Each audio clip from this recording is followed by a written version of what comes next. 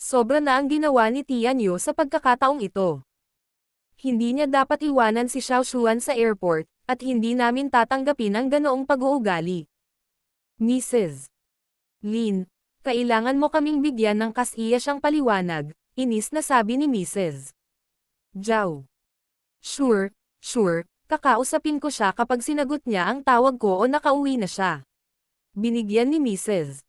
Lin si Mrs. Zhao ng isang perfunctory na sagot, pagkatapos ay ibinaba ang tawag. Pagkatapos, si Ginang. Si Lin ay nagsuot ng ekspresyon ng halatang paghamak. Wala siyang pakialam sa pamilya Zhao sa ngayon, dahil ang kanyang anak ay nagpapakasal sa isang babae na mas magaling kay Zhao Xiaoshuan. Si Chu Pihan at ang iba ay hindi pumunta sa CTB, kaya naghihintay na lamang sila hanggang sa lumabas ang video ng release conference. Sa sandaling ito, oras pa ng klase. Nakaugalian ng karamihan ng mga mag-aaral sa No. 3 High School sa CTF na nagsuot ng earphone at tumingin sa ibaba sa kanilang mga telepono sa kasabihan sa mga klase. Sa simula, galit na galit ang mga guro dahil walang nakikinig sa kanila. Gayunpaman, nang malaman ng mga guro kung ano ang pinapanood ng mga mag-aaral, wala silang sinabi. Napanood din ng maraming guro ang video sa kanilang mga telepono. Si Guning ay isang alamat at karangalan ng kanilang paaralan. Sumang-ayon ang lahat ng mga guro na si Guning ay isang henyo. Hindi lamang ang mga estudyante sa No. 3 High School, ngunit ang ibang mga taong nakakakilala kay Guning ay nanood din ng video. Bilang resulta, ang video ay napanood ng mahigit sa 1,000,000 beses, na-repost ng mahigit 100,000 beses, at nagkomento sa daan-daang libong beses sa loob lamang ng kalahating oras. Karamihan sa mga komento ay positibo. Sa bahay ng pamilya Leng, ang kabisera. Mula nang malaman ni Master Leng na si Guning ay kasintahan ni Leng Xiaoteng. Binigyan niya ng malaking pansin ang mga balita tungkol sa kanya, kaya natural na alam niya ang opening ceremony at release conference ng Jade Beauty Jewelry. Bumisita siya kay Jang Jongyo sa ospital noong umagang iyon, kaya nakita niya ang video noong hapong iyon nang makauwi siya. Si Jang Jongyo ay gumaling ng husto, ngunit kailangan pa rin niyang manatili sa loob ng maraming araw. Isa na itong himala kung tutuusin. Kung hindi sinabi ng pamilya Jang sa mga doktor na ilihim ito, ang himalang ito ay kumalat na sa ibang bansa sa larangan ng medisina. Ang gamot ay regalo ni Guning kay Master Leng, kaya natakot sila na magdudulot ito ng gulo kay Guning kung mag-abroad ito. Pag-uwi ni Master Leng, sinabihan niya si Chen Bing na maghanap ng balita tungkol sa Jade Beauty Jewelry sa internet. Tanghali noon, kaya may mga video lang nakuha ng audience sa internet. Ang kinuha ng mga reporter ay ilalabas pagkatapos ng pag-edit pagkatapos ng ilang oras. Nang manood si Master Leng ng video, napansin niya si Leng Xiaoteng na nakatayo sa tabi ni Guning sa unang tingin. Talagang maganda silang mag-asawa, at mas pinahahalagahan ni Master Leng si Guning ngayon. Pagkatapos noon, nakita ni Master Leng si Xu Jinchen na nakatayong mag-isa sa isang tabi, kaya natuwa siya dito, at tinawag si Master Xu ng sabay-sabay. Xu, napanood mo na ba sa internet ang mga video ng opening ceremony ng Jade Beauty Jewelry? Ang aking apo at apong babae ay mukhang napakahusay na magkasama. Ngunit ang iyong apo ay walang asawa at nag-iisa ng walang mga batang babae na nakatayo sa kanyang tabi. Nagpapakitang gilas si Master Leng. Nang marinig iyon, nagalit si Master Xu. Ang huling gusto niyang marinig ngayon ay ang apo at apo ni Master Leng, dahil magseselos ito sa kanya. Leng, gusto mo lang makita akong nagseselos sa'yo. Let me tell you, hindi ko sila papanoorin. Sabi ni Master Xu, pagkatapos ay ibinaba ang tawag kay Master Leng. Bagamat sinabi ni Master Xu na sa telepono kasama si Master Leng, sinabi pa rin niya kay Xu Qingyin na tulungan siyang mahanap ang mga video pagkatapos niyang ibaba ang tawag. Jade Beauty alahas. Hindi ba iyon ang kumpanya ni Guning? Bakit hindi niya ako inimbitahan na dumalo sa opening ceremony nito? Si Xu Qingyin ay hindi nasisiyahan. Si Master Xu, gayunpaman, ay nagulat. Kilala mo rin ba si Guning? Siyempre, sabi ni Xu Qingyin, pagkatapos ay hinanap ang Jade Beauty Jewelry sa internet, at maraming link na lumalabas. Pagkatapos manood ng ilang video, nalaman ni Xu Qingyin na dumalo ang kanyang kuya sa opening ceremony nang hindi sinasabi sa kanya. Ano? Nandoon din si kuya. Bakit hindi niya sinabi sa akin? Si Xu Jinchen ay mas hindi nasisiyahan ngayon. Pinapanood pa rin ni Master Leng ang video ng opening ceremony ng Jade Beauty Jewelry. Nang makita niyang ibinigay ni Guning ang perang napanalunan niya sa isang kompetisyon ng stone gambling sa isang charity foundation, naantig siya. Si Guning ay isang mabuting babae. Nang mapanood ni Master Leng ang maikling talumpati ni Guning sa release conference, nagustuhan niya ang mahinhin na ugali ni Guning at ang lakas ng loob at kapangyarihan nito. Si Guning ay isang babaeng may ambisyon. Si Master Leng ay bihirang purihin ang ibang tao, lalo na ang isang batang babae, dahil nakita niya ang hindi mabilang na mga natatanging tao sa kanyang buhay. Gayunpaman, exception si Guning. Kasabay nito, napakasaya niyang naramdaman na si Guning ay kasintahan ni Leng Xiaoteng. Haha, nakikita mo ba? Siya ang aking apo. Nakangiti si Master Leng, sinabi kay Chen Bing. Hindi na mabilang si Chen Bing kung ilang beses na niyang narinig si Master Leng na sinabi iyon sa kanya kaninang hapon. Bilang karagdagan, hindi pa kasal si Guning sa pamilya Leng, kaya hindi pa siya ang apo ni Master Leng na manugang. Si Chen Bing, syempre, ay hindi nang ahas na sabihin ito ng malakas, kung sakaling masira ang magandang kalooban ni Master Leng. Nabigo sina Lin Liwan at Gu Qinxiang na magdiborsyo, ngunit hiwalay na sila ngayon at bumalik si Lin Liwan upang manirahan sa bahay ng pamilya Lin.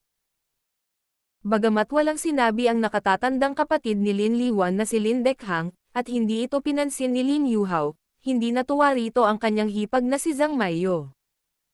Hindi niya pinili si Lin Liwan, ngunit hindi rin masyadong palakaibigan sa kanya. Kahit na malaki ang naitulong ni Lin Liwan sa pamilya Lin, madaling magdulot ng alitan kung nakatira sila sa iisang bubong. Si Lin Liwan ay nakasuot ng malungkot na ekspresyon sa lahat ng oras, at sinira ang nakaka-relax na kapaligiran sa bahay ng pamilya Lin, kaya walang sino man ang nakakaramdam ng komportable. Sinubukan ni Zhang Maiyo na hikayatin si Lin Liwan na huwag hiwalayan si Gu Qinxiang, dahil ang diborsyo ay walang maidudulot na mabuti sa mga bata. Hanggat tumigil si Gu Qinxiang sa panloloko sa kanya, mabubuhay pa rin sila ng maayos. Gayunpaman, si Lin Liwan ay nalulunod sa kalungkutan ngayon, at tinanggihan ang payo ni Zhang Maiyo, kaya sumuko si Zhang Maiyo. Upang maiwasang makasama si Lin Liwan, madalas na umalis si Zhang Maiyo ng bahay at pumunta sa tindahan o makipaglaro ng mahjong sa kanyang mga kaibigan kapag siya ay malaya na. Sa sandaling ito, si Zhang Maiyo ay nagluluto sa kusina, habang si Lin Liwan ay nakaupo sa sala na walang hitsura sa kanyang mukha. Si Lin Yuhao ay halos nakahiga sa sofa na naglalaro sa kanyang telepono. Pagkatapos ng mga ad, sinabi ng isang hostess sa TV, "Welcome back to Fashion Broadcast. Ipapakita namin ang release conference ng Jade Beauty Jewelry and Charm." Mga ad ng Pub Future. Nang marinig iyon, parehong nagulat sina Lin Liwan at Lin Yuhao at nanonood ng TV. Alam nilang lahat ang Jade Beauty Jewelry ang kumpanya ni Guning, kaya binigyan nila ito ng espesyal na atensyon. Patuloy na ipinakilala ng hostess ang Jade Beauty Jewelry and Charm bago ipinakita sa screen ang release conference. Bagaman ang Jade Beauty Jewelry at Charm ay mga bagong tatag na kumpanya, nakakaakit sila ng maraming atensyon at nakakuha ng maraming positibong komento mula nang lumabas ang kanilang mga produkto sa merkado. Gayunpaman, ang kanilang amo ay isang senior sa high school na 18 taong gulang pa lamang.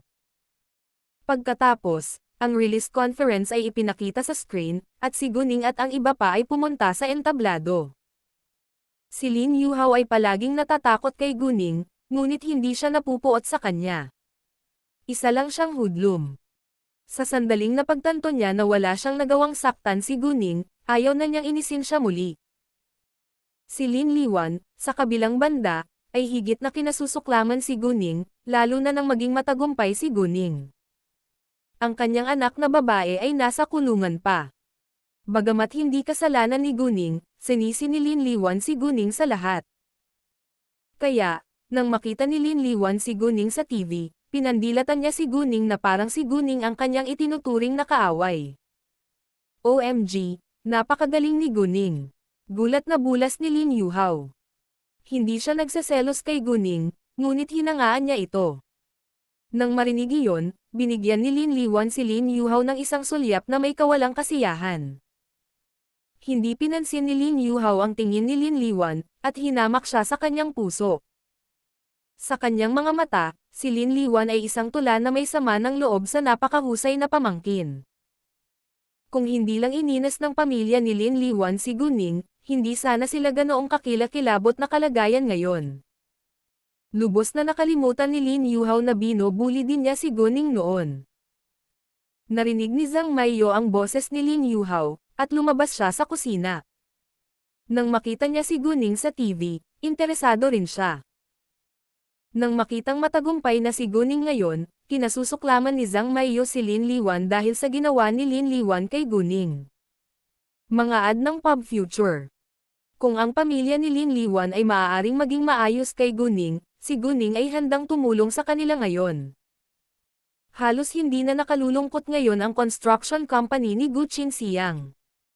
Ang pamilya ni Guqing, sa kabilang banda, ay namuhay ng mas magandang buhay kaysa sa kanila dahil sa kanilang malapit na relasyon kina Guman at Guning.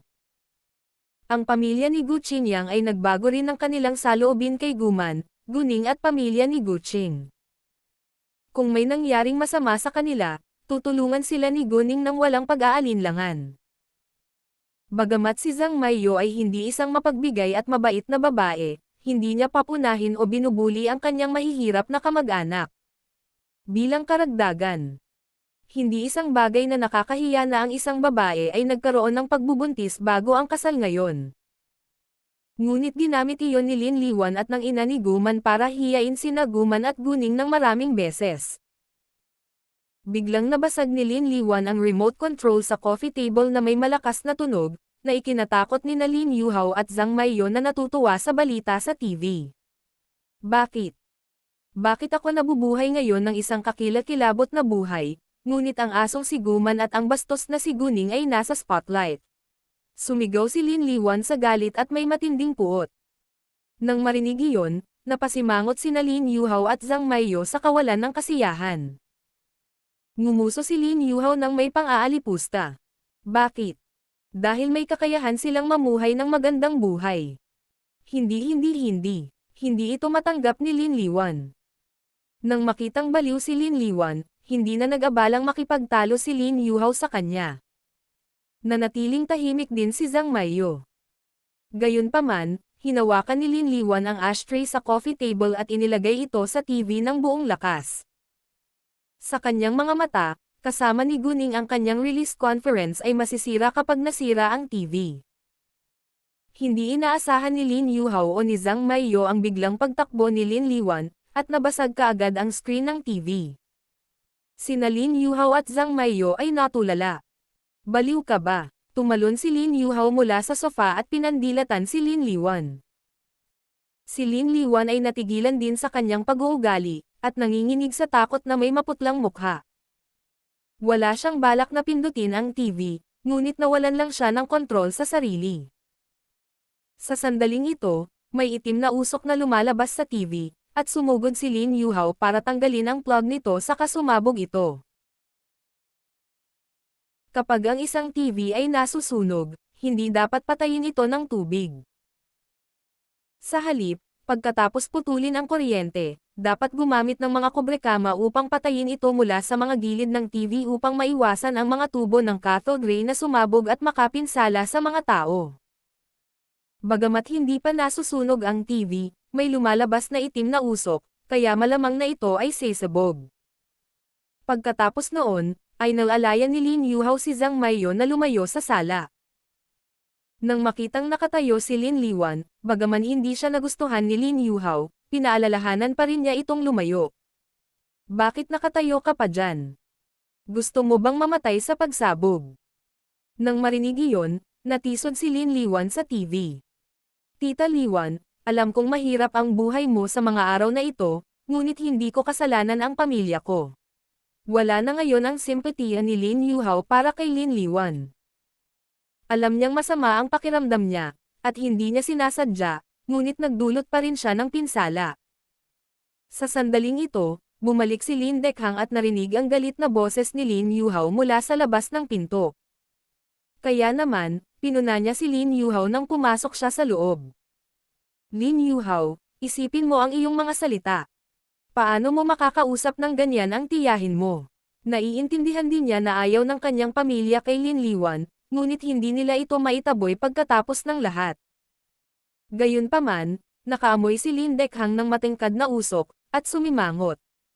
Anong nangyari? Bakit amoy usok ako? Nang mahulog ang paningin ni Lin Dekhang sa TV, siya ay namangha. Anong nangyayari dito? Ang TV ay naglalaro noon ng release conference ng tatak ng alahas ni Guning. At bigla itong hinampas ni Tita Liwan ng ashtray, sabi ni Lin Yuhao, pagkatapos ay binigyan ng masamang tingin si Lin Liwan. Nang marinig iyon, binago ni Lin Dekhang ang kanyang ekspresyon. Lin Liwan, alam kong masama ang pakiramdam mo ngayon, pero hindi mo masisira ang mga gamit natin sa bahay para mailabas ang iyong galit. Hindi ka 3 taong gulang na bata. Hindi mo ba alam kung gaano kadelikado kung sumabog ang TV?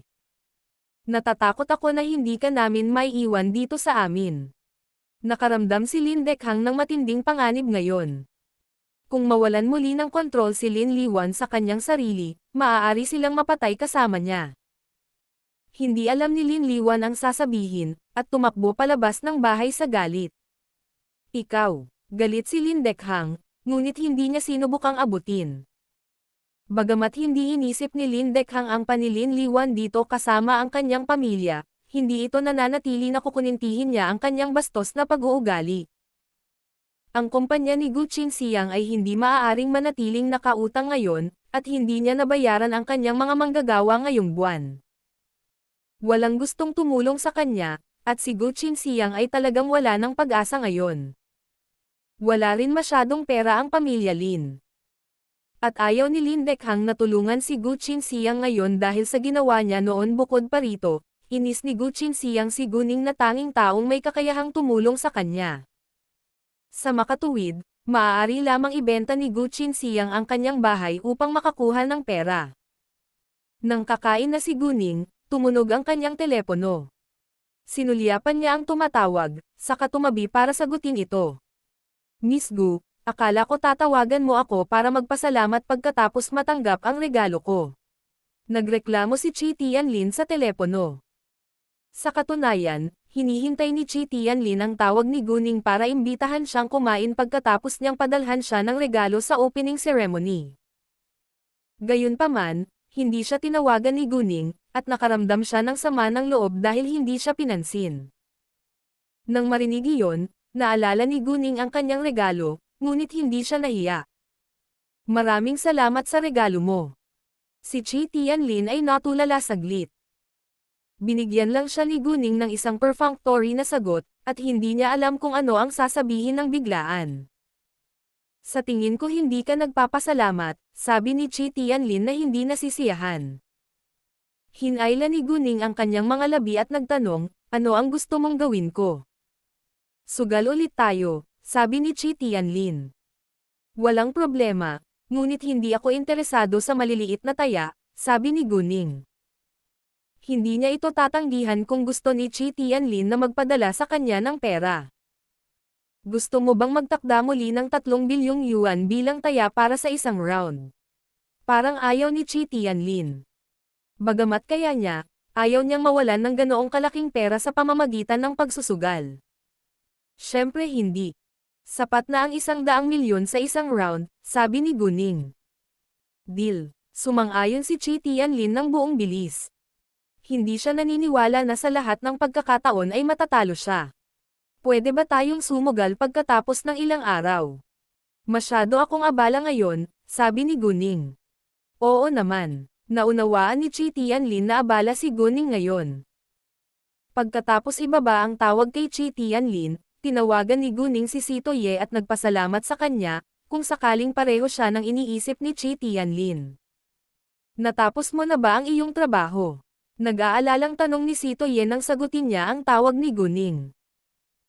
Kung ikukumpara kay Chi Tianlin, si Sito Ye ay mas maalalahanin, kaya parang hindi siya nasisiyahan kahit na tumawag si Guning pagkaraan ng mahabang panahon. Oo, pasensya na naging busy ako nitong mga nakaraang araw, kaya ngayon lang ako nagkaroon ng oras na tawagan ka. Maraming salamat sa iyong regalo, sabi ni Guning. Bahala ka, sabi ni Sito Ye. Nag-usap sila saglit bago ibinaba ang tawag. Pagkatapos ay bumalik si Guning sa silid kainan at nasiyahan sa pagkain kasama ang kanyang mga kaibigan. Inimbitahan sila ni Xu Jinchen na magsaya ng magkasama ngayong gabi, ngunit kinailangan ni Guning na umalis para harapin ang ibang mga bagay, kaya wala siya. When they were gone, Guning told Guman what had happened to Tang Haifeng. Guman was scared, and relieved when she found out that Tang Haifeng was fine now. Should we visit him? Guman asked. Guman now asked for Guning's opinions for everything. Oo naman, puntahan natin siya ngayon din. Sabi ni Guning. Malaki. Hayaan mo muna akong magpalit ng damit, sabi ni Guman, pagkatapos ay umakyat sa itaas. Kakaluto pa lang niya at amoy pagkain, at hindi nararapat kung magpakita siya kay Tang Haifeng ng ganoon. Ni Guning kina Gao Yi at Qiao Ya, matagal na kayong hindi nag-e-enjoy sa piling ng sinabi ng isa't isa, kaya maaari kayong magkaroon ng day off. Pumunta makipag-date, hindi na kailangang bumalik ngayong gabi. Tatawagan kita bukas kung kailangan kita. Sinadya ni Guning na sinabi na hindi na sila kailangang bumalik ngayong gabi, dahil mag-asawa sila at kailangan nila ng sex life. Naunawaan ni Gao Yi at Qiao Ya ang ibig sabihin ni Guning, at medyo nahihiya sila, ngunit masayang-masaya silang dalawa. Naintindihan din ni Leng Xiaoteng, ngunit nakaramdam siya ng sama ng loob dahil akala niya ay matagal na rin silang hindi nag-enjoy sa piling ni Guning. Gayunpaman, sa katunayan, isang gabi lang silang nagkahiwalay. Salamat, boss, sabi ni Gao Yi at Qiao Ya. Kailangan mo ba ng kotse? Tanong ni Guning. Parang hindi naman. Pwede tayong mamasyal, sabi ni Gao Yi. Magaling, bye-bye, sabi ni Guning. Nang wala na sina Gao Yi at Qiao Ya, si Leng Xiaoteng ay naglakad papunta kay Guning, ngunit si Guman ay bumaba ng hagdan nang hahalikan na niya ito. Napaatras kaagad si Leng Xiaoteng, at nakaramdam ng matinding hinanakit. Natuwa si Guning, ngunit wala na siyang magagawa ngayon. Nasaan sina Gao Yi at Qiao Ya? Napansin ni Guman na wala sina Gao Yi at Qiao Ya nang pumasok siya sa sala. Oh, sinabi ko sa kanila na magpahinga, sabi ni Guning. Habang papunta sa ospital, tiningnan ni Guning ang email box, at nakitang nagpadala ng Kay ng detalyadong impormasyon tungkol kay Siang Dongping. Si Siang Dongping ay 43 taong gulang at nagmula sa isang nayon sa paligid ng CTB. Isa siyang tsuper ng isang boss ng isang maliit na kumpanya, kaya ang kotseng minamaneho niya ay sa kanyang amo. Bilang karagdagan, walang kakaiba sa mga bank card at numero ng telepono sa ilalim ng kanyang pangalan.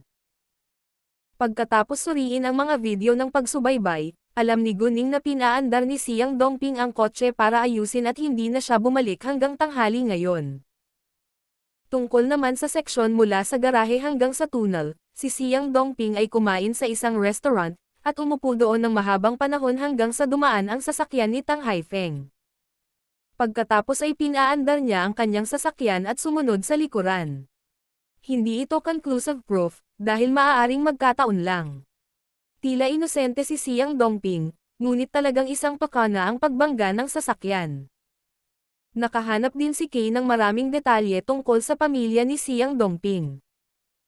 Siya ay nanirahan kasama ang kanyang matandang ina, ang kanyang asawa at ang kanyang anak, ngunit ang kanyang anak ay nagdurusa sa isang malubhang sakit, at nangyari ng operasyon. Hindi kaya ng pamilya niya, kaya sumuko na sila. Gayunpaman, ang anak ni Siang Dongping ay na-admit sa ospital kahapon, at malapit nang maoperahan ngayon.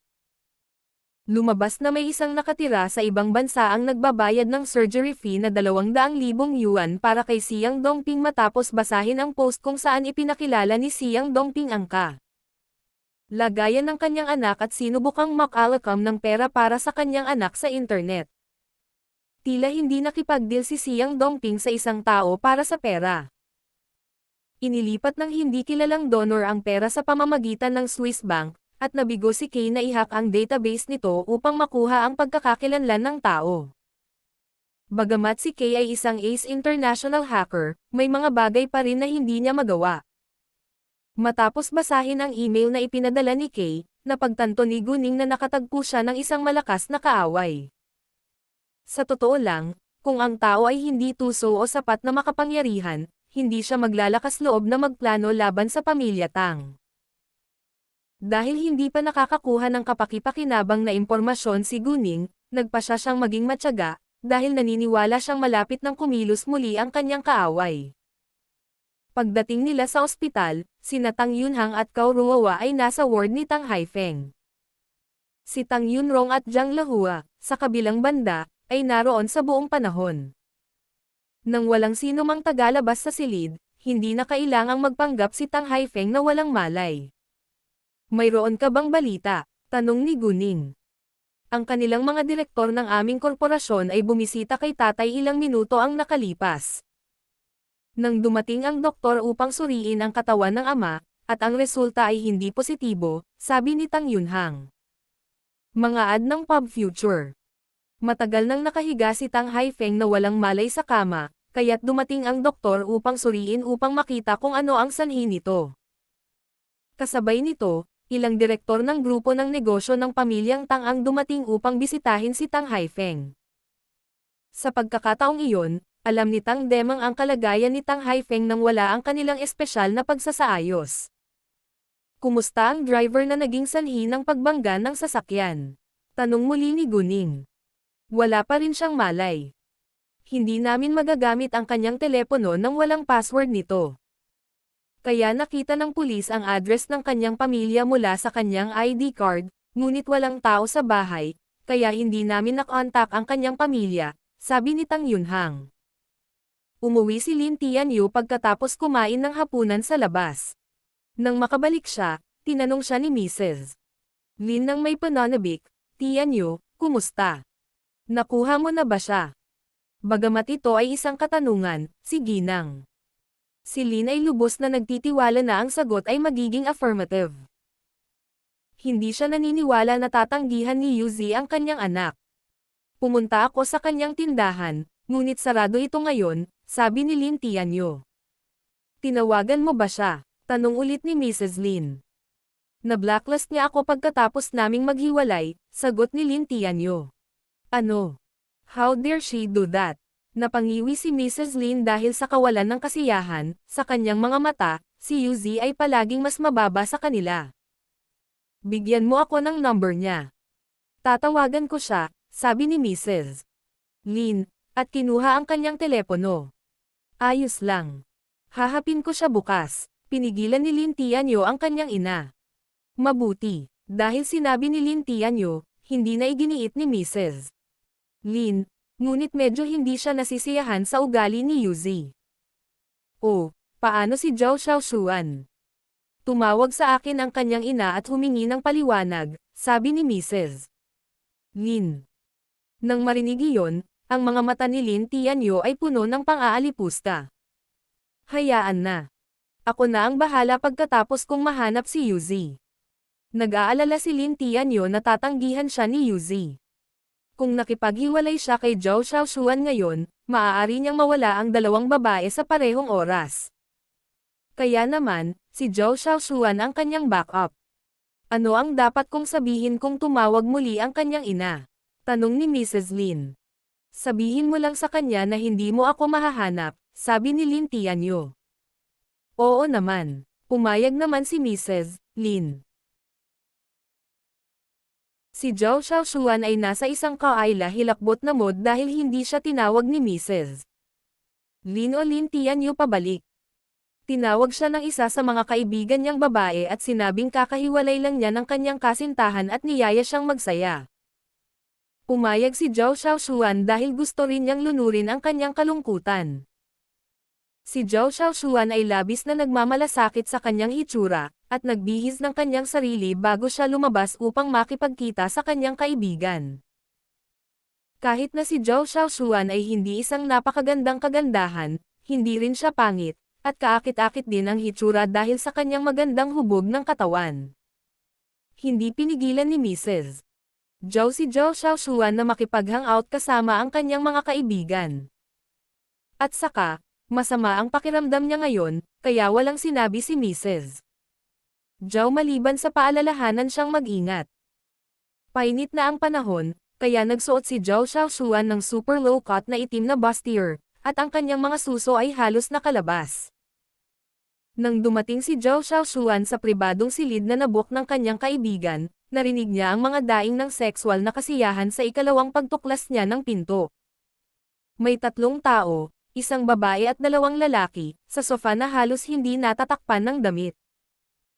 Nakaupo ang babae sa kandanggan ng isang lalaki na nakasuot ng maiksi at masikip na palda, at gumalaw ang kamay ng lalaki sa pagitan ng kanyang mga hita.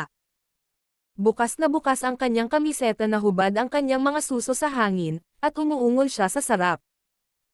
Nang makita ang eksena, hindi nagpakita ng pagtataka o pagkataranta si Zhao Xiaoshuan, dahil hindi ito unang pagkakataon na nakita niya ito. To be specific, ilang beses na rin niyang ginawa iyon. Noong unang panahon, kapag nakipaghiwalay siya sa kanyang kasintahan, pupunta siya sa isang clubhouse para sa pera boys. Gayunpaman, hindi siya papayag na tumagos sa kanya ang mga lalaking may pera, ngunit nakipagtalik lang sa kamay o bibig. Itinigil niya ang paggawa noon pagkatapos niyang maging kasintahan si Lin Tianyu.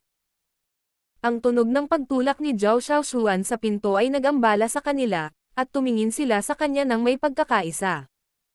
Xiaoshuan, halika rito. Napangiti ng may kasiyahan ang babae, at tila hindi man lang malungkot. Marami siyang pagpipilian upang matugunan ang kanyang mga pangangailangang sexual, at wala siyang pakialam sa isang seryosong relasyon. Mga ad ng pub future. Lumapit si Zhao Xiaoshuan at umupo na may kalmadong mukha. Nagsalin siya ng isang baso ng beer at ibinaba iyon. Ano? Hindi ka masaya ngayon? Tumayo ang babae mula sa mga binti ng lalaki, at inayos ang kanyang damit habang naglalakad papunta kay Zhao Xiaoshuan. Umupo siya sa tabi mismo ni Zhao Xiaoshuan at ipinatong ang isang braso sa kanyang balikat. Nakipagtalo ka ba ulit kay Lin Tianyu? Kahit na ito ay isang katanungan, mayroon siyang sagot. Oo, sabi ni Zhao Xiaoshuan. Gusto mo bang magsaya kasama sila? Tanong ng babae. Mag-enjoy ka. Alam mong itinigil ko ang paggawa niyan pagkatapos kong maging boyfriend si Lin Tianyu, sabi ni Zhao Xiaoshuan.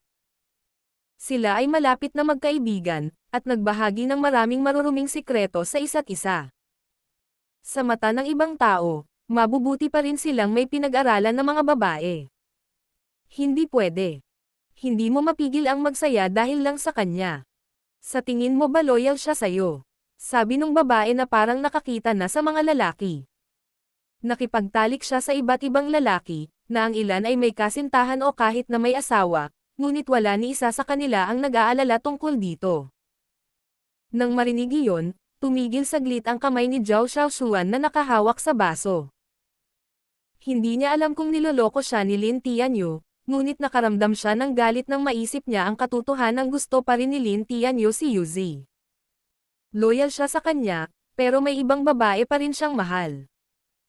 Walang makakaalam kung ano ang ginawa mo kung magsaya ka rito. Halika, huwag laging malungkot ang mukha. Hinikayat ng babae si Zhao Xiaoshuan na sumama sa kanila, dahil naisip niya na mas masaya ang makipagtalik sa mas maraming tao. Mabuti, inis na sumang-ayon si Zhao Xiaoshuan. Galit pa rin siya kay Lin Tianyu. Dahil mahal pa rin niya si Yuzi, naisip niya na hindi patas na umasa na mananatili itong tapat sa kanya. Uminom si Zhao Xiaoshuan ng isa pang baso ng beer, pagkatapos ay hinubad ang sarili sa harap nila. Mga ad ng pub future. Pagkatapos noon, naglakad si Zhao Xiaoshuan sa 2 money boy kasama ang kanyang kaibigan para makipag-foursome. Umalis sa ospital sina Guning, Guman at Leng Xiaoteng makalipas ang 1 oras. Pag-uwi nila, nagpahinga si Guman sa kanyang silid at nag-iwan ng espasyo para kina Guning at Leng Xiaoteng. Naunawaan ni Guman na si Guning ay isang mature na babae na may mga prinsipyo, kaya alam niya na mapoprotektahan ni Guning ang kanyang sarili ng maayos. Sa sandaling bumalik si Guman sa kanyang silid, tinitigan ni Leng Xiaoteng si Guning. May gusto siyang gawin, ngunit natatakot siya na baka matakpan sila ni Guman. Ngumiti si Guning at sinabing, hayaan mong mamasyal. Bakit hindi? Sumang-ayon kaagad si Leng Xiaoteng. Hanggat maaari silang magkatuluyan ng ilang sandali nang walang ibang tao sa paligid, siya ay nasisiyahan. Pagkatapos, lumabas ng bahay sina Leng Xiaoteng at Guning. Si Guning, gayunpaman, ay dumiretso sa garahe nang makalabas na sila, na ikanalito ni Leng Xiaoteng. Magda-drive ba tayo? Napangiti si Guning. Hindi. Halika dito. May regalo ako para sa iyo. Nang marinig iyon, sinundan siya ni Leng Xiaoteng. Madilim sa garahe, ngunit walang intensyon si Guning na buksan ang ilaw. Biglang tumalikod si Guning at niyakap ang leeg ni Leng Xiaoteng na umabot para halikan siya. Natulala si Leng Xiaoteng saglit, pagkatapos ay niyakap si Guning at hinalikan siya pabalik habang gumagalaw ang mga kamay nito sa katawan niya. Habang mas nagiging wild ang halik, nakaramdam ng hindi kasiyahan si Leng Xiaoteng at gusto pa. Gayunpaman, nasa garahe sila ngayon. Isang ideya ang bumungad kay Leng Xiaoteng at nagtanong siya, bakit hindi natin ito gawin sa kotse? Nagulat si Guning, at nakaramdam din ng pagkasabik, ngunit bahagyang nag-aalala siya. Napakaliit ng espasyo sa kotse, at natatakot ako na makagawa tayo ng sobrang ingay. Nag-aalala si Guning na malaman ni Guman kung ano ang kanilang ginagawa. Magiging malumanay ako, sabi ni Leng Xiaoteng. Si Guning, gayunpaman, ay nag-alinlangan, dahil si Leng Xiaoteng ay laging puno ng lakas at kung minsan ay magaspang. Nag-isip sandali si Guning, pagkatapos ay pumayag. Sa pahintulot ni Guning, hindi na nakapaghintay si Leng Xiaoteng at binuksan niya ang pinto ng kotse. Kahit na ang espasyo sa kotse ay medyo maliit at ang kanilang mga gawain ay limitado, ito ay hindi pangkaraniwang kapana-panabik. Niyakap ni Leng Xiaoteng si Guning sa kanyang mga bisig at pinaupo ito sa kanyang mga binti. Nagkatitigan sila na may nagbabagang pagnanasa sa liwanag ng buwan. Napakaganda ng lahat ngayong gabi. Hindi maalis ni Guning ang kanyang mga mata sa kanyang gwapong mukha. Ang kanyang maselang katangian, lalo na ang malabong ngiti sa kanyang sensual na bibig, ay nakatawag ng buong atensyon sa kanya. Sa tuwing nakikita niya ito, natutulala siya sa kapansin-pansing hitsura nito. Ano? Hindi mo maalis ang mga mata mo sa akin. Ngumiti siya na sobrang sakit-akit. Si Leng Xiaoteng ay ngumiti, ngunit mas naakit si Guning sa kanya nang ngumiti ito sa kanya. Oo, napakaganda mo, nakangiting sabi ni Guning. Nang marinig iyon, natuwa si Leng Xiaoteng at hinalikan siya ng walang pag-aalinlangan. Sa mundo, maaaring isa lang siyang normal na tao, ngunit sa paningin niya, siya ang buong mundo niya. Mga ad ng Pop Future. Gumagala si Lin Liwan sa kalye pagkatapos niyang tumakbo palabas ng bahay ng pamilya Lin. Wala siyang dalang telepono, o pera, at wala siyang ideya kung nasaan siya ngayon. Naglakad lang siya at naglakad sa kalsada. Nang makitang lumilitaw na ang kalangitan, ngunit nag-alala si Lin Dekhang na wala pa si Lin Liwan. Tinawag niya si Lin Liwan sa huli, ngunit tumunog ang kanyang telepono sa bahay. Wala siyang phone, o pera. Magiging ligtas ba siya? Nag-aalala rin si Zhang Meiyo. Kahit na nagkaroon sila ng mga alitan, isa silang pamilya pagkatapos ng lahat. Nag-isip sandali si Lin Dekhang, pagkatapos ay sinabi kay Lin Yuhao, Yuhao, lumabas ka para hanapin ang iyong tita Hian. Ayaw ni Lin Yuhao, ngunit kailangan niyang makinig sa kanyang ama. Gayunpaman, sa huli, hinanap ni Lin Yuhao si Lin Liwan sa loob ng halos 2 oras, ngunit ito ay walang kabuluhan, kaya sumuko siya at umuwi. Ang CTF ay isang malaking lungsod, kaya napakahirap na makahanap ng tao sa mga lansangan. Hindi alam ni Lin Dekhang kung ano pa ang maaari niyang gawin. Naisip niya na si Lin Liwan ay nasa hustong gulang na at kaya niyang alagaan ang sarili, kaya natulog siya gaya ng dati. Sa clubhouse, malapit nang umalis si Zhao Xiaoshuan at ang kanyang kaibigang bandang 12 AM. Mukhang nasa mabuting kalagayan siya pagkatapos matugunan ang kanyang mga pangangailangang sekswal, at tuluyan niyang nakalimutan si Lin Tianyu. Gayunpaman, sa sandaling lumabas siya, napansin niya si Yuzi, at ang kanyang magandang kalooban ay agad na napalitan ng galit at selos. Walang pagkaantala, tumakbo si Zhao Xiaoshuan kay Yuzi. Ang N0V3 Larialm ay ang platform kung saan unang inihayag ang kabanatang ito sa N0V3L, B1N. Hoy, Xiaoshuan, saan ka pupunta? Tanong ng kaibigan ni Zhao Xiaoshuan, ngunit hindi nagtagal ay napagtanto niya kung ano ang nangyayari nang makita niya si Yuzi sa hindi kalayuan. Katatapos lang ng party ni Yuzi kasama si Cao Wenshin at mga kaibigan nila. Naglakad na sila papunta sa elevator, ngunit iniwan ni Yuzi ang kanyang telepono sa pribadong silid, kaya naglakad siya pabalik papunta dito. Yuzi, tumigil ka nga dyan. Si Zhao Xiaoshuan ay sumugod at humarang sa daan ni Yuzi. Nang makita si Zhao Xiaoshuan, agad na nasira ang magandang kalooban ni Yuzi. Ano? Mga ad ng Pub Future. Tinawagan ka ba o hinanap ka ni Lin Tianyu? Tanong ni Zhao Xiaoshuan, ngunit naniniwala siyang nakipag-ugnayan si Lin Tianyu kay Yuzi sa likuran niya. Natulala si Yuzi sa isang segundo, dahil matagal na siyang nakipaghiwalay kay Lin Tianyu. Zhao Xiaoshuan, ano ang nangyayari sa iyo? Matagal na akong nakipaghiwalay kay Lin Tianyu.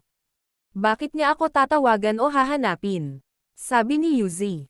Talaga, hindi naniwala si Zhao Xiaoshuan.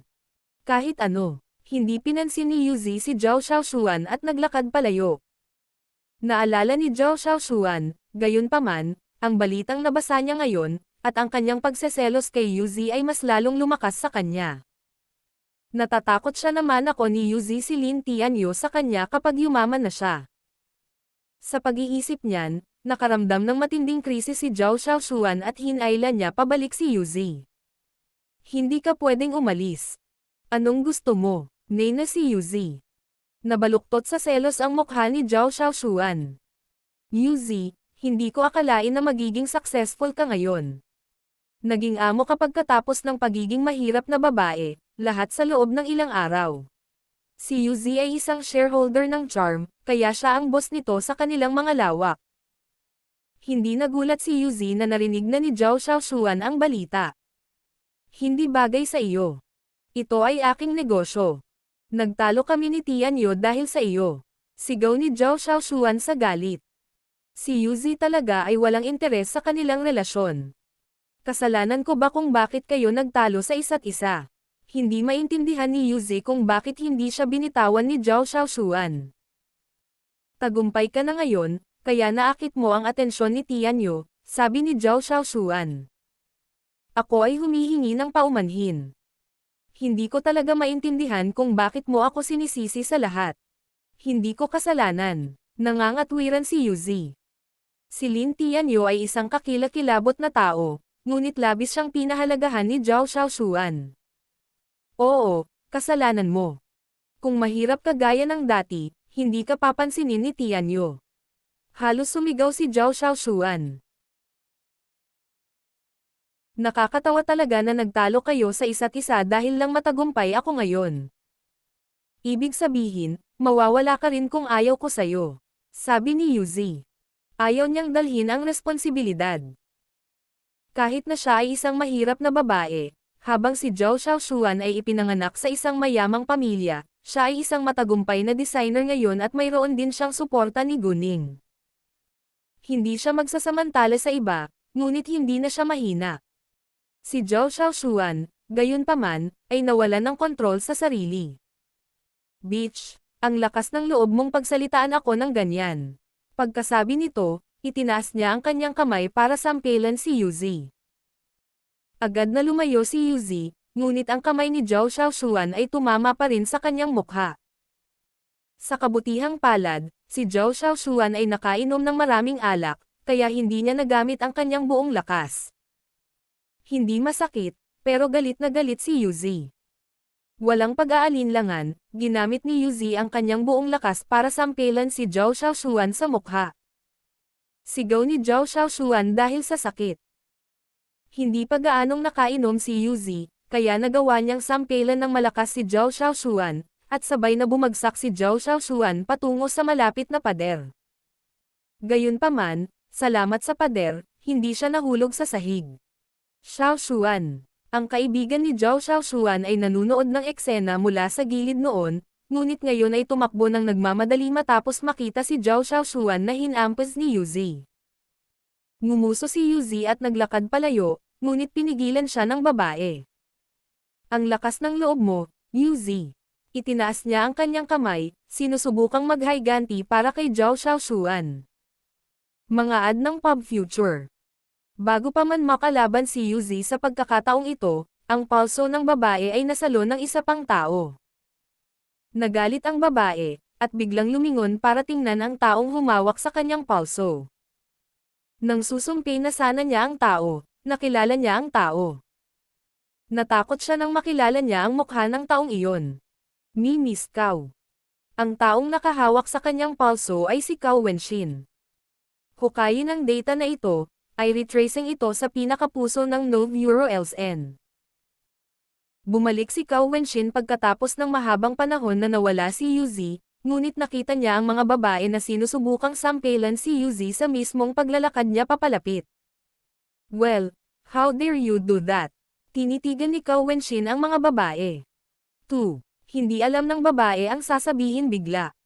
Sinampal niya ako. Hindi nakilala ni Zhao Xiaoshuan si Cao Wenshin, kaya hindi siya natakot sa kanya. Nang makitang tinutulungan ni Cao Wenshin si Yuzi, mas nagalit si Zhao Xiaoshuan. Oh, kung ganoon ay naiinis mo siya noon pa man, sabi ni Cao Wenshin, dahil naniniwala siyang hindi siya tatamaan si Yuzi nang walang dahilan. Ikaw, medyo natarante si Zhao Xiaoshuan, pagkatapos ay nagsinungaling. Nanligaw siya sa boyfriend ko. Xiaoshuan. Gusto siyang pigilan ng kaibigan ni Zhao Xiaoshuan, ngunit huli na ang lahat. Si Cao Wenshin ay ipinanganak sa isang napakayaman na nangingibabaw na pamilya sa City B, at ang kanilang mga pamilya ay halos hindi maihahambing sa kanya. Sa mga mata ni Cao Wenshin, wala silang ibang tao. Mga ad ng Pub Future. Yuzi, nanligaw ka ba sa boyfriend niya? Tinanong ni Cao Wenshin si Yuzi, ngunit parang nakarinig lang siya ng isang nakakatawang biro. Siyempre hindi, itinanggi ito ni Yuzi. Alam kong masama ako sa pagpili ng tamang lalaki. Ngunit hindi ko tatanggapin ang isang napakasnob at nakakatakot na lalaki. Naiinis si Yuzi sa pag-iisip kay Lin Tianyu ngayon, at imposibleng tanggapin niya itong muli, lalo na itong sakitin. Narinig mo ba iyon? Tumingin si Cao Wenshin kay Zhao Xiaoshuan, na parang clown. Pagkatapos ay hinayaan ni Cao Wenshin si Zhao Xiaoshuan at umalis kasama si Yuzi. Paano mo? Hindi gustong sumuko si Zhao Xiaoshuan. Gayunpaman, bago niya matapos ang kanyang tanong, pinigilan siya ng kanyang kaibigan. Xiaoshuan, ang babaeng iyon ay hindi isang taong maaari mong guluhin. Nang marinig iyon, nagulat si Zhao Xiaoshuan. Sino siya? Nang ahas lang si Zhao Xiaoshuan na ay bully ang isang taong mas mahirap o mas mahina kaysa sa kanya. Sa katunayan, ang pamilya ng kanyang kaibigan ay mas mayaman kaysa sa kanya. Kung ang kaibigan niya ay hindi nang ahas na asarin ang babae ay dapat na galing sa sobrang yaman o makapangyarihang pamilya. Siya ay ipinanganak sa pamilya Cao, sabi ng kaibigan ni Zhao Xiaoshuan. Ano? Ang pamilya Cao? Aling pamilya ng Cao? Nagtatakang tanong ni Zhao Xiaoshuan. Narinig lamang niya ang tungkol sa pamilya Cao sa mataas na lipunan. Gayunpaman, tumanggi si Zhao Xiaoshuan na maniwala na nakipagkaibigan si Yuzi sa isang miyembro ng pamilya Cao. Isang malaking karangalan para sa kanila kung magkakaroon sila ng pagkakataong maging kaibigan ni Miss Cao. Ngumisi ang kaibigan ni Zhao Xiaoshuan, Ilan ang pamilya ng Cao sa CTB? Ipinanganak siya sa pamilya Cao na may alyansa sa pamilyang Tang sa CTB. Ano? Si Zhao Xiaoshuan ay natakot at nabigla. Kahit nasa kanya na ang sagot ay hindi niya matanggap. Hindi niya matanggap ang katotohanan na si Yuzi ay nakahihigit sa kanya ngayon. Mas mabuting lumayo ka kay Yuzi sa susunod na makita mo siya, kung hindi, magkakaroon ka ng malaking problema, sabi ng kaibigan ni Zhao Xiaoshuan dahil sa kabaitan. Kung ayaw nilang magdulot ng gulo sa kanilang mga pamilya, kailangan nilang matutong huwag makialam sa isang taong mas mayaman o mas makapangyarihan kaysa sa kanila. Nang makilala ng kaibigan ni Zhao Xiaoshuan si Cao Wenxin sa unang pagkakataon. Hindi ito isang kaaya-ayang karanasan, ngunit naisip niya na si Cao Wenxin ay hindi isang taong makakasama niya mula noon. Nanatiling tahimik si Zhao Xiaoshuan, ngunit ayaw pa rin niyang tanggapin ito. Sinabi at ginawa na ng kaibigan ni Zhao Xiaoshuan ang kanyang makakaya. Kung gusto pa ni Zhao Xiaoshuan na hukayin ang sarili niyang libingan, walang makakapidyo sa kanya. May appointment ako sa ilang sexing binata. Gusto mong sumama sa akin? Tanong ng kaibigan ni Zhao Xiaoshuan sa kanya. Binigyan siya ni Zhao Xiaoshuan ng isang gilid na sulyap na may panghahamak. Hindi, gusto ko nang umuwi. Natanggap ni Guning ang tawag ni Tang Haifeng sa 7 ng umaga kinabukasan. Nakarinig siya ng masamang balita mula sa kanya. Namatay si Xiang Dongping dahil sa suffocation dahil nalaglag ang kanyang oxygen mask sa kalagitnaan ng gabi, gayunpaman hindi ito napansin hanggang ngayong umaga. Hindi na nagulat si Guning, at ang unang naisip niya ay ang utak sa likod ng pagbangga ng sasakyan ay malamang na pumatay kay Xiang Dongping upang maiwasan si Xiang Dongping na ipagkanulo siya. Alinmang paraan, walang simpatiya si Guning kay Xiang Dongping dahil sinubukan niyang patayin si Tang Haifeng. Bilang karagdagan, walang intensyon si Guning na pilitin si Xiang Dongping na sabihin sa kanya ang totoo, kaya hindi ito makakaapekto sa kanyang plano kahit napatay na siya ngayon. Aalamin nila kung sino ang nasa likod ni Tang Demang, hindi si Tang Demang.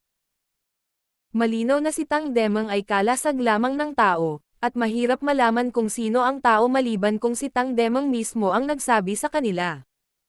Gayunpaman, hindi malamang nagagawin iyon ni Tang Demang. Dahil doon, hindi sila makakagawa ng aksyon para parusahan si Tang Demang sa ngayon, kung sakaling maalertuhan ang taong nasa likod niya. Mga ad ng Pub Future. Pagkatapos kumain ng almusal, pumunta si Guning sa bahay ng pamilya Tang kasama si Guman gaya ng dati.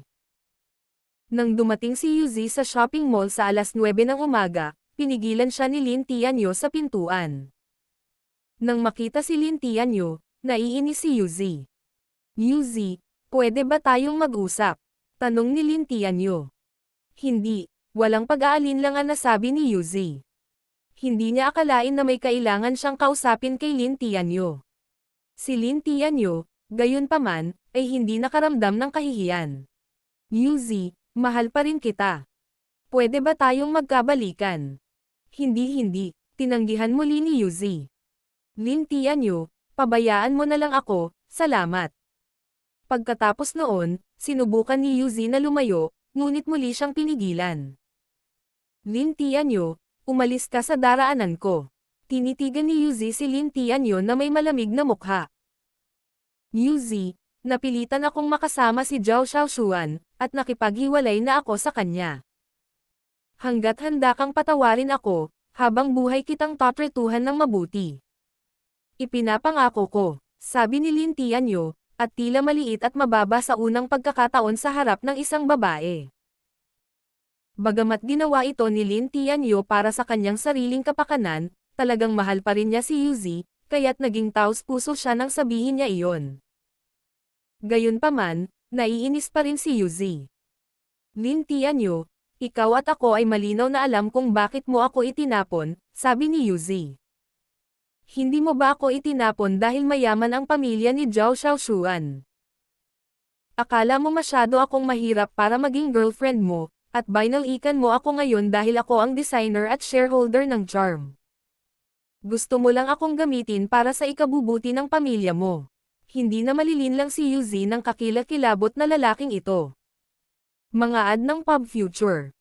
Nang marinig iyon, natarante si Lin Tianyu, ngunit gumawa pa rin ng dahilan. Hindi ko itatanggi, pero maniwala ka sa akin, mahal pa rin kita. Kasalanan lahat ng nanay ko. Alam mo namang isnob ang nanay ko at tatanggap lang siya ng maayos na pagpapakasal. Tumayo nga ako sa kanya, pero ginamit niya ang buhay niya para takutin ako. Kinailangan kong makinig sa kanya, dahil siya ang aking ina kong tutuusin, ngunit papayagan kaming magkasama ngayon. Pinatapos siya ni Yuzi, ngunit hindi pa rin siya pinansin. Tanga lang ang maniniwala sa kalokohang iyon. Napaisip si Yuzi sa sarili. Nagdesisyon siya na huwag siyang patawarin. Mayroon siyang sariling mga prinsipyo, at hindi niya kukonsintihin ang pagkakilala. Ang isang mabuting babae ay hindi kailanman umaatres. Yuzi. Nang makita si Yuzi na naglalakad palayo, hinayla siya ni Lin Tianyu pabalik, ngunit tinanggal ni Yuzi ang kanyang kamay ng malakas. Huwag mo akong hawakan. Nakakadiri ka. Ang galit na malakas na boses ni Yuzi ay nakakuha ng maraming atensyon mula sa mga tao sa kanilang paligid. Ikaw. Binago ni Lin Tianyu ang kanyang ekspresyon. Yuzi, bakit kailangan mong maging cold-blooded? Sabi ni Lin Tianyu, parang siya ang biktima. Yuzi. Siya ba ang designer ng charm? Sa tingin ko siya na. Bakit sinasabi ng lalaki na cold-blooded siya? Ano ang nangyari? Pinag-usapan ito ng mga nanonood. Ako ay cold-blooded. Baliw ka ba? Bakit ikaw, pagtatalo ni Yuzi, ngunit pinutol siya ni Lin Tianyu? Alam kong successful ka na ngayon, at iniisip mo na hindi ko kayang maging boyfriend kaya gusto mo akong itapon, di ba? Sabi ni Lin Tianyu na may malungkot na mukha na parang nasaktan siya. Ano? Si Yuzi ay matagumpay na ngayon, gusto niyang itapon ang kanyang kasintahan. Napaka-cold-blooded niya. Paano niya magagawa iyon? Bagaman sikat na siya ngayon, hindi ko siya gusto. Ako rin. Nang marinig ang talakayan ng mga tao, nagpanik si Yuzi, dahil natatakot siyang baka maapektuhan ng chismis na ito ang reputasyon ni Charm. Lin Tianyu, matagal na tayong naghiwalay. Sinubukan ni Yuzi na makipagtalo sa kanya, ngunit muli siyang nagambala ni Lin Tianyu. Yuzi, ipinapangako ko na habang buhay kitang pakikitunguhan ng maayos. Mangyaring bigyan ako ng pagkakataon, sabi ni Lin Tianyu. Malinaw na pinipilit ni Lin Tianyu si Yuzi na sumuko sa kanyang kahilingan sa pamamagitan ng paggamit ng buong atensyon ng mga nanonood. Talaga, may nagtanong kay Lin Tianyu. Hindi si Yuzi, kundi si Zhao Xiaoshuan ang kara-rating lang dito. May premonition si Zhao Xiaoshuan na pupunta si Lin Tianyu kay Yuzi, kaya pumunta siya rito para tingnan. Sa kanyang pagtataka, si Lin Tianyu ay nakikiusap kay Yuzi na patawarin siya sa isang pampublikong lugar. Bukod pa rito, hindi kailanman ginawa ni Lin Tianyu ang pangakong iyon sa kanya. Nang marinig ang boses ni Zhao Xiaoshuan, sumimangot si Lin Tianyu. Si Zhao Xiaoshuan ang huling taong gusto niyang makita ngayon. Lin Tianyu, pumunta ka nga dito para bawiin siya. Hindi katakatakang tumanggi kang manampa ng katapatan sa akin kahapon. Iniwan mo pa akong mag-isa sa airport. Pinuna siya ni Zhao Xiaoshuan, labis na nasaktan. Ang pagbaligtad na ito ay nagulat sa mga nanonood. Sa simula, naniniwala sila na kasalanan ni Yuzi dahil gusto niyang itapon ang kanyang kasintahan kapag nagtagumpay siya.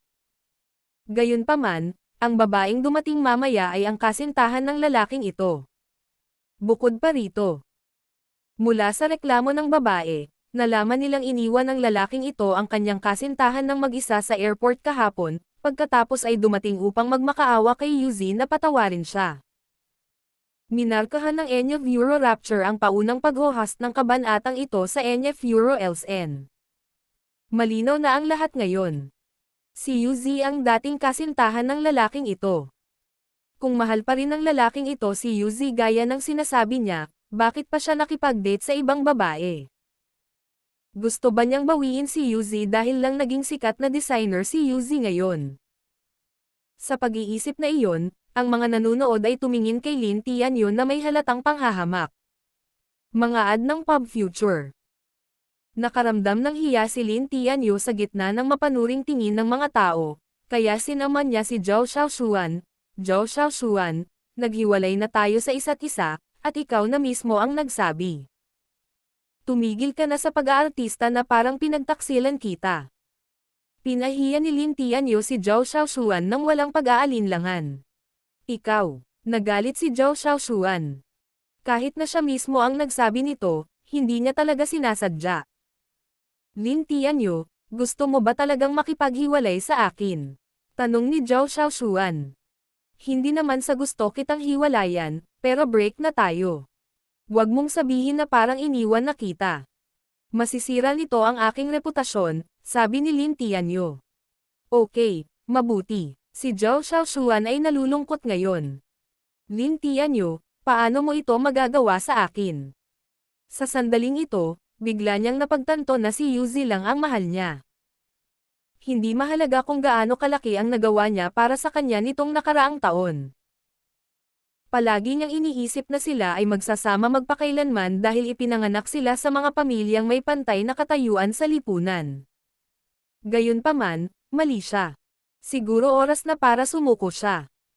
Bagamat mahal na mahal niya si Lin Tianyu, nakaramdam siya ng sobrang pagod sa pakikipagrelasyon sa kanya. Magaling, Lin Tianyu, opisyal na tayong naghiwalay ngayon. Sumuko si Zhao Xiaoshuan sa pagkakataong ito, kahit na nag-aatubili siyang gawin iyon. Siya ay makasarili at makasarili, ngunit hindi pipi. Dahil sa ginawa ni Lin Tianyu, hindi na niya kailangan na bawiin siya. Sumang-ayon si Lin Tianyu sa katahimikan. Oh, by the way, naniniwala ka ba na papayag si Yuzi na magiging girlfriend mo ulit? Sa iyong panaginip. Napaka-successful niya ngayon, at napakadali para sa kanya na makahanap ng mas mabuting lalaki kaysa sa iyo. Isa ka lang snob, nakakatakot na tao na walang katapatan.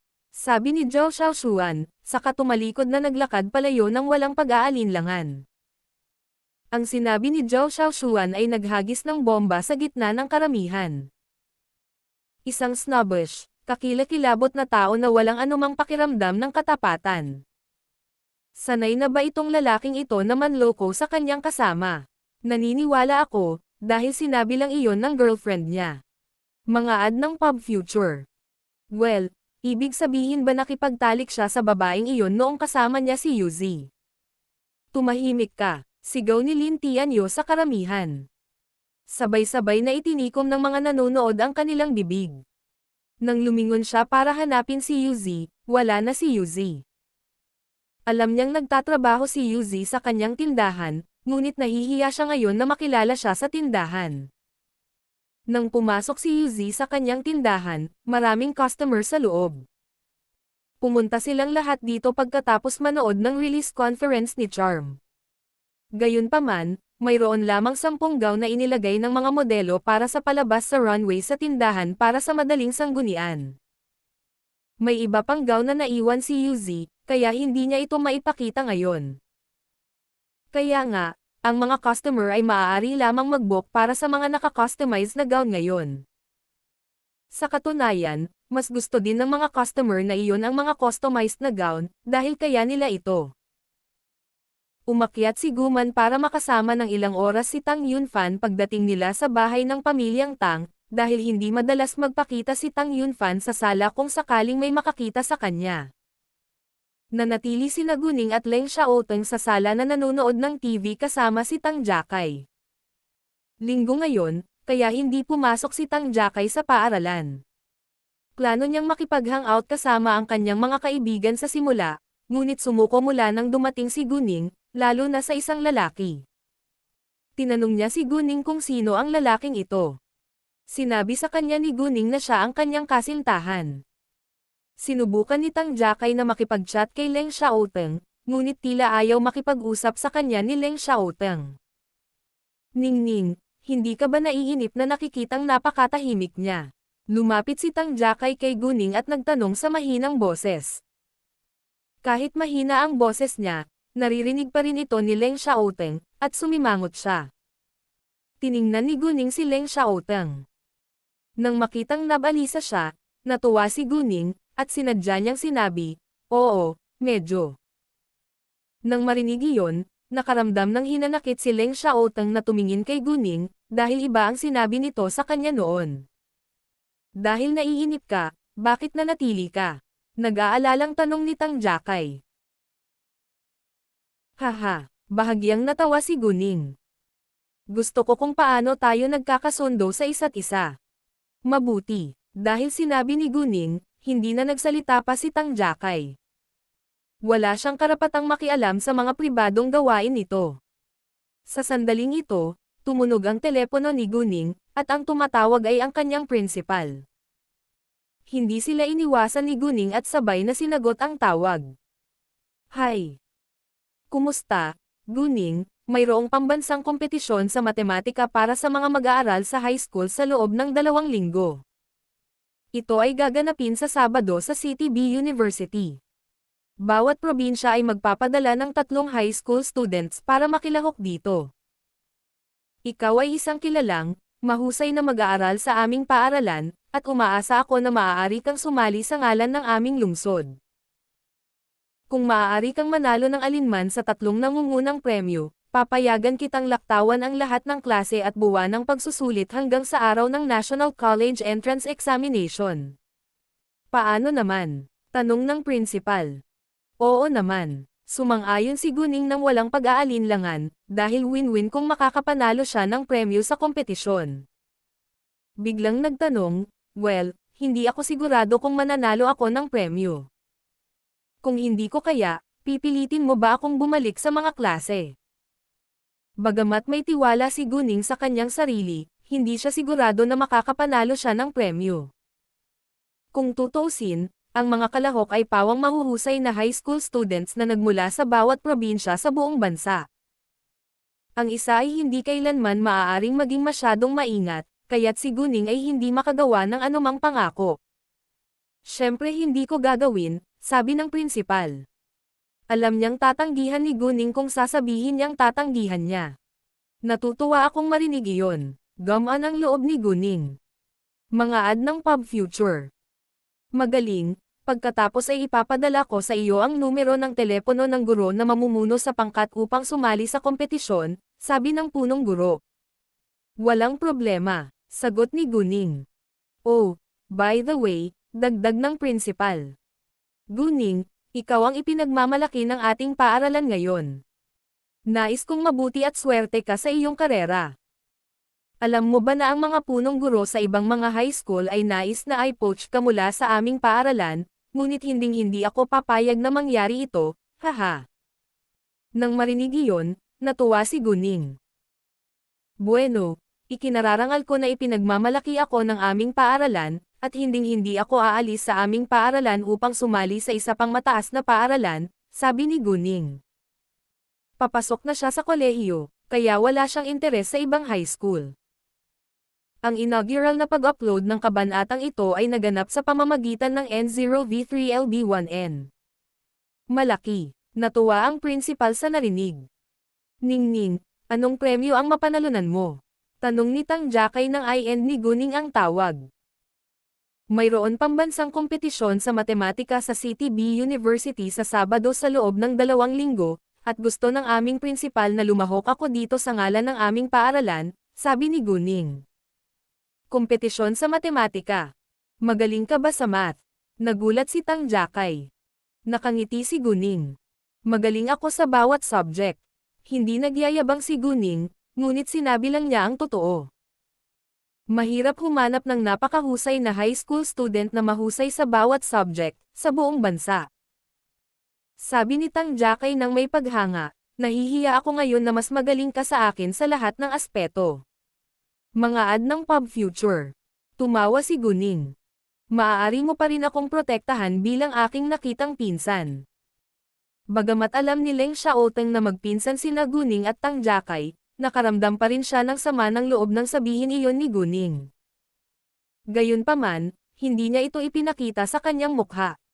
"Walang problema," si Tang Jakay ay natuwa. "Sige, kung mangyari ulit ang pinagdaanan natin sa Earth Nightclub, Kailangan mo akong protektahan ng mabuti. Sinadya ni Guning na takutin si Tang Jakay.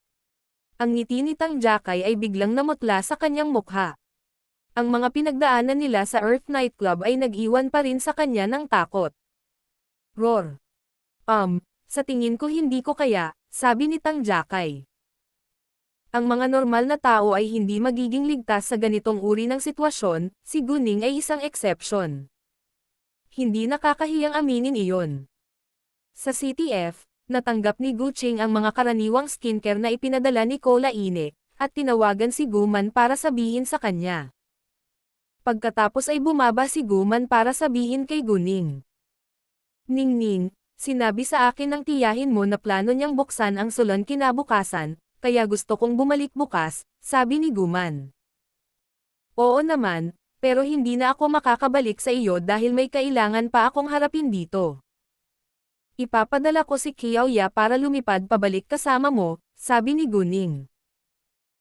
Malaking pagbabago ang mararanasan ng pamilya Tang sa mga araw na ito, kaya kinailangan niyang manatiling alerto dahil kinailangan ni Tang Haifeng at Tang Yunfan na humiga sa kama. Bagamat sapat ang kapangyarihan ng pamilyang Tang upang talunin ang kanilang kaaway, gusto niyang tumulong bilang miyembro ng pamilya Tang. Hindi niya may pangako na lulutasin niya ang bawat problema para sa kanila, ngunit gagawin niya ang lahat para matulungan silang malutas ang krisis. Kung wala siya sa CTB sa pagkakataong ito, napatay na sana si Tang Haifeng. Oo naman. Dahil si Guning ang nag-ayos para sa kanya, pumayag si Guman.